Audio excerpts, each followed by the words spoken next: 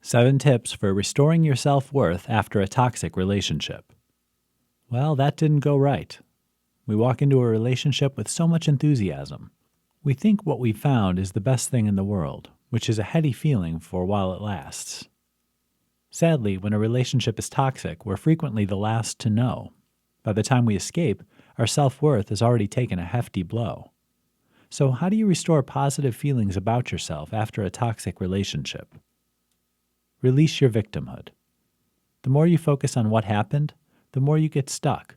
So the sooner you can quit revisiting the past and dwelling on perceptions of ill treatment, the sooner you're going to put all this behind you. This doesn't mean to say this was your fault, but obsessing about the shoulds and going back over every encounter is going to only hurt you regardless of whether you were in the right or not.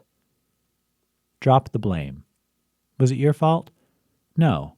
The sooner you can let go of any residual guilt or bad feelings about the relationship, the happier you'll be. The next step should help. Silence their voice. The problem with toxic relationships is you tend to believe what the other person said about you, no matter how outlandish it seemed at the time. Now their voice is there, lurking in your head to remind you of all your so-called shortcomings at every opportunity. Time to tell them to shut up once and for all.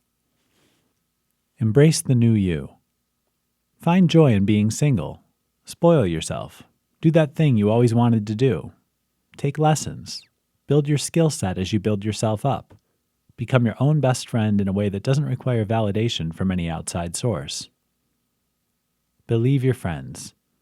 You hear the compliments, but they're going in one ear and out the other. Rather than brush off the nice things people around you are saying, start listening. Listening until these words become a part of who you are. Create goals you love. What would you like to do with your life? Too often our goals reflect the needs and desires around us. Now is the time to reverse this. Accepting that you're capable and your goals are worth fighting for. What do you want to do? Affirmations.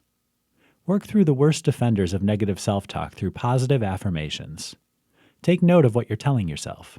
Rewrite the script and turn these statements around into affirmations that you read to yourself every day. Remember, this is a process and likely to take time. By reminding yourself of just how amazing you are and focusing hard on these steps, eventually, you'll start feeling the difference even if you don't see it yet. Hang in there.